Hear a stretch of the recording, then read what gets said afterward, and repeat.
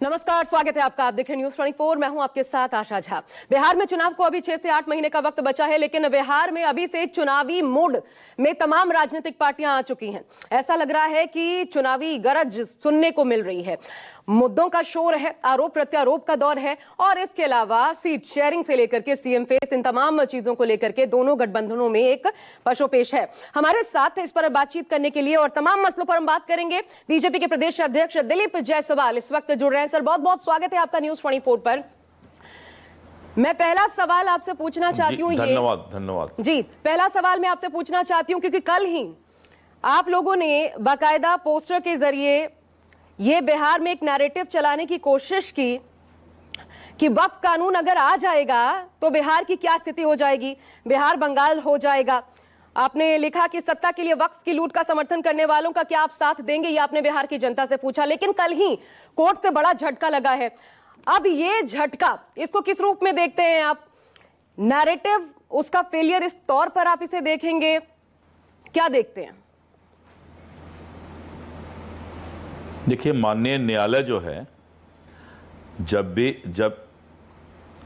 भी कोई petition file होता है तो उसके मेरिट पर जो है वो लोगों से पक्ष विपक्ष होते हैं उनकी बातों को सुनते हैं और उसके बाद अपना फैसला या अपना उनका जो वर्डिक्ट है उसको वो डिलीवर करते हैं। अभी उन्होंने केस को सुना नहीं है।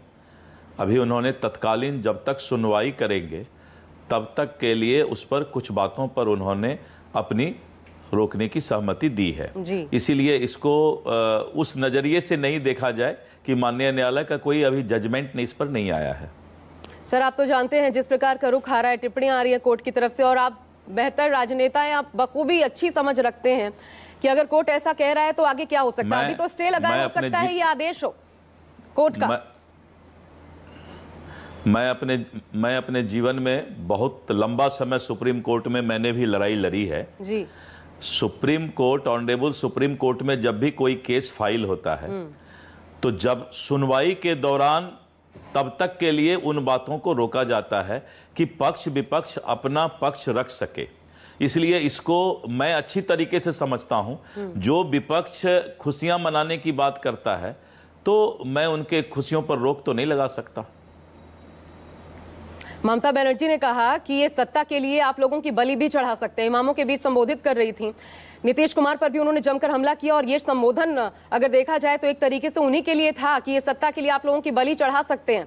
और सीधा सीधा आप लोग नीतीश कुमार को मुख्यमंत्री बनाने की बात कर रहे हैं। 2025 नीतीश। 2010 में श्री लालू प्रसाद यादव जी का एक बयान है, आपने भी देखा होगा कि कुछ लोग हैं इस देश के अंदर जो वक्फ के संपत्ति पर कब्जा किए हुए हैं, वक्फ के संपत्ति को लूट रहे हैं। इसीलिए लालू यादव जी ने कहा था कि एक कॉग्निजेबल ऑफेंस होना चाहिए, नॉन अवेलेबल वारंट निकलना चाहिए, एक वक्फ पर संशोधन कानून बनना चाहिए। तो इन लोगों का तो दोहरा चरित्र है। जब इनको बीजेपी का विरोध करना होगा तब तो ये मुसलमान भाइयों को, अकलियत भाइयों को भड़काने का प्रयास करते हैं। आपने देखा कि सीएए कानून जब इस देश में आया था तो किस तरह से इस देश के अकलियत भाइयों को, मुसलमान भाइयों को इन लोगों ने भड़काने का प्रयास किया था। लेकिन आज सीएए कानून बने कितने वर्ष हो गए, किसी भी अकलियत भाई, मुसलमान भाई को कोई दिक्कत नहीं हुआ। उसी तरीके से आज वक्फ के संपत्ति को अगर कोई लूट रहा है और गरीब मुसलमान, पासमानदा मुसलमान के हक को छीनने का प्रयास कर रहा है, सरकार एक प्रयास कर रही है। सरकार का काम है प्रयास करना कि कोई भी देश की संपत्ति या वक्फ के संपत्ति को कुछ परिवार या कुछ लोग अपना हक समझ के उसको लूटने का प्रयास नहीं करें। अच्छा, ये बताइए कौन सी मीठी गोली है कि नीतीश कुमार को यह भी दिखाई नहीं दे रहा कि उनका कितना बड़ा नुकसान हो रहा है। एक वोट बैंक जो उनका साथ देता आया वो पूरी तरीके से अब बीजेपी की भाषा बोल रहे हैं, चाहे वो सेंटर में हो या फिर बिहार में हो। नीतीश कुमार पूरी तरीके से बीजेपी के रंग में रंग चुके हैं।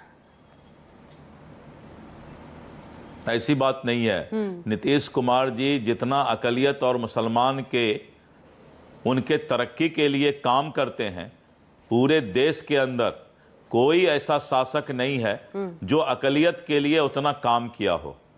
मैं चुनौती देता हूं, ममता बनर्जी हो चाहे इंडी गठबंधन का कोई भी शासित राज्य हो, कि अगर मुसलमान भाइयों के लिए जितना काम बिहार में नीतीश कुमार जी ने किया है, अगर वो मेरी चुनौती है, मैं चुनौती देता हूं, तो हमसे डिबेट कर ले, बहस कर ले। मैं बीजेपी का नेता बोल रहा हूं, बीजेपी का प्रदेश अध्यक्ष, कि नीतीश कुमार जी ने जितना अकलियत के लिए, मुसलमान के लिए काम किया है, देश का कोई भी नेता सामने में एक कंपैरेटिव चार्ट बना के बैठ जाए, अगर अकलियत का हितैषी कोई इस देश में है तो वो नीतीश कुमार है।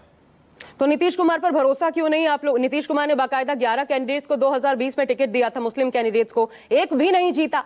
यानी पूरी तरीके से भरोसा तो उठ चुका है और इसके बाद तो वो खत्म ही हो गया जो कुछ बचा था। देखिए, ऐसा है कि आप जो बोल रही हैं कि नीतीश कुमार के अकलियत कैंडिडेट हार गए, इसकी चिंता आप ना करें। नीतीश कुमार जी वोट लेने के लिए सिर्फ, या अकलियत का विधायक को जिताने के लिए अकलियत की चिंता नहीं करते हैं। वो अकलियत और मुसलमान की चिंता वोट बैंक से ऊपर उठकर करते हैं। वो राजनीतिक दुकानदारी के लिए कभी नीतीश कुमार ने काम नहीं किया। उनका अपना एक सिद्धांत है और उस सिद्धांत के अनुसार वो अकलियत और मुसलमान भाइयों की चिंता करते थे, करते हैं, करते रहेंगे। लेकिन ये तो तय है कि वो ये बात जो उनको सपोर्ट भी करते थे, वो वोट बैंक उसको भी नहीं समझा पाए। खुद पार्टी के भीतर वो तो समझदार थे जो उनका साथ दे रहे थे, उनको तो पता है नीतीश कुमार क्या कर रहे हैं अकलियत के लिए। आपके हिसाब से उन्होंने भी साथ छोड़ दिया, वहां पे इस्तीफे हुए, विरोध के स्वर, वो सब तो आपने आज भी अकलियत समाज, मुसलमान समाज, पासमानदा मुसलमान, जो गरीब है, जो पिछड़ा है, वो सभी नीतीश कुमार जी और एनडीए के साथ है। अच्छा, मैं नीतीश कुमार पर आपसे पूछना चाहती हूँ, नीतीश कुमार पर कितना भरोसा किया जा सकता है? उनका पिछला ट्रैक रिकॉर्ड देखते हुए दिलीप कुमार जी सत्ता में आ भी जाते हैं, और अगर मान लीजिए, क्योंकि आप लोगों पर आरोप लग रहे हैं कि आप लोग वो महाराष्ट्र यहां पर दोहरा देंगे, और नीतीश कुमार ये देखते हुए कहीं और का रुख कर लें, ये कोई बड़ी बात नहीं। नीतीश कुमार तो कुर्सी कुमार कहे जाते हैं। अगर ऐसी चीजें होती हैं तो नीतीश कुमार पर कितना भरोसा है बीजेपी को कि नहीं, अब ये जो जोड़ है वो नहीं टूटेगा? नीतीश कुमार जी को पूरा भरोसा है बीजेपी पर, और भारतीय जनता पार्टी भी जो वादा करती है वो निभाती है। और आप इतना निश्चित रहें कि जो भारतीय जनता पार्टी, जदयू और हमारे घटक दल का जो एनडीए गठबंधन है, हमारे नेता नीतीश कुमार हैं, और नीतीश कुमार के नेतृत्व में हम चुनाव लड़ने जा रहे हैं। नीतीश कुमार ये कह रहे हैं, और अभी पार्टी के अंदर से बातें निकल रही हैं कि बराबर सीटों पर इस बार बड़े भाई की भूमिका में नहीं देखना चाहते वो बीजेपी को, बल्कि बराबर की सीटें, ये डिमांड भी जेडीयू आपके सामने रख सकती है। उधर हम की तरफ से 30 से 40 सीटों की बात जीतन राम मांझी वो कर रहे हैं। कैसे लेकर के चलेंगे? क्या ये पहली अग्नि परीक्षा होगी जिसमें सभी सहयोगियों को सेट करके चलना एक चुनौती होगी जिसको पार करना थोड़ा सा विकट होने वाला है? ये घटक दल 5 पांडव है और इसकी चट्टानी एकता है। हम चुनाव के मैदान में युद्ध का रणभेद जो हमारा है उसका बुगुल हम लोगों ने फूंक दिया है। सीट के बंटवारा में कहीं भी कोई दिक्कत नहीं है। मैं आज कैसे बता दूं कि सीट का बंटवारा हो चुका है, लेकिन आप इतना निश्चित रहें कि एनडीए में सब कुछ बहुत ही अच्छा है। अच्छा, एक और चीज, क्या महागठबंधन में तेजस्वी यादव का चेहरा, क्योंकि प्रोजेक्ट नहीं किया जा रहा, सीएम फेस यही होंगे, भले तेजस्वी कहें, लालू प्रसाद यादव कहें, लेकिन कांग्रेस की तरफ से हामी नहीं है। क्या आपको लगता है ये फायदा पहुंचाएगा एनडीए को? तेजस्वी का चेहरा अगर सामने होता तो शायद एक चुनौती बड़ी होती। आज बिहार के सभी कांग्रेसी नेता इस बात को बोल रहे हैं कि कांग्रेस झोला टांगने वाला पार्टी बिहार में नहीं है, और कांग्रेस अपने अस्मिता और सम्मान के लिए इस गठबंधन में अपनी आवाज उठाएगी। अभी राहुल गांधी जी बिहार आए थे, उन्होंने कहा कि हमारे कांग्रेस के नेता ही कांग्रेस को डुबाने का प्रयास कर रहे हैं। तो इस बात को आप जान लीजिए कि कांग्रेस झोला टांगने वाला पार्टी बनकर बिहार में नहीं रहेगी। ये क्लियर उनके नेताओं ने कर दिया है।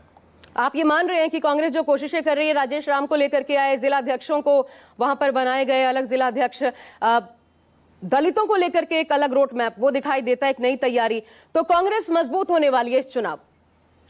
नहीं, अब मैं कौन मजबूत होगा नहीं होगा मैं इस पर कोई बात नहीं कर सकता, क्योंकि ये तो जनता आने वाले समय में बताएगी। लेकिन इतना जान लीजिए कि कांग्रेस झोला टांगने वाला पार्टी बनकर नहीं रहना चाहती है। तो इसका असर होगा। अगर कोशिशें की जा रही हैं तो शायद कोशिशें रंग भी लाएं। लेकिन आपने अभी देखा कि कांग्रेस की तरफ से एक कोशिश हुई, नौकरी दो पलायन रोको, ये यात्रा चलाई गई और कन्हैया कुमार की अगुवाई में ये यात्रा चलाई गई। और बाकायदा कन्हैया कुमार घूम घूम कर ये कहते हैं कि लगभग 4.25 लाख पद अब भी सरकारी सेवाओं में खाली हैं, जिसको आप लोगों ने नहीं भरा। शिक्षा क्षेत्र में, इस सेक्टर में अकेले लगभग 2 लाख पद हैं जो आप लोगों ने नहीं भरा। मैं आपको एक जवाब दे देता हूं, उसके बाद इस पर कोई सवाल ही नहीं होगा, सवाल का विराम हो जाएगा जी। कन्हैया कुमार जो पलायन रोको यात्रा पर निकले थे, वो यात्रा टाएं टाएं फिस फिस हो गया। और आप लोग जो है बिहार के बाहर कन्हैया कुमार को नेता बनाते हैं, बिहार में तो उसका मिट्टी पलित हो जाता है। यहाँ के लोग जानते हैं कि ये भारत तेरे टुकड़े होंगे गैंग का सदस्य है। बिहार के लोग उसको न मानते हैं न जानते हैं। मीडिया बॉय हो सकता है वो, और देश विरोधी बात करके थोड़ा बहुत अपने आप को मीडिया के पिक्चर में ले आता है। बिहार में कन्हैया उन्हैया को कोई नहीं जानता है। तो राहुल, आप तो अभी कह रहे हैं कि झोला छाप बनकर पार्टी नहीं रहना चाहती कांग्रेस, तो आपको नहीं लगता ये कांग्रेस ने नहीं सोचा होगा, राहुल गांधी ने नहीं सोचा होगा, उसके बाद भी अगर वो कांग्रेस वो ला रहे हैं कन्हैया कुमार को, तो क्या मतलब? अभी तक उनको पता नहीं था, उनको पता लग गया कि ये सब जो है रोड छाप आदमी यहां नहीं चलने वाला है। चलिए राहुल जी समझ लिए कि ये रोड छाप आदमी कन्हैया है, ये बिहार में नहीं चलेगा। चलिए, मेरे पास वक्त इतना ही था, लेकिन बहुत शुक्रिया आपका दिलीप जी। बुला लिया जी, बहुत शुक्रिया न्यूज़ 24 को वक्त देने के लिए।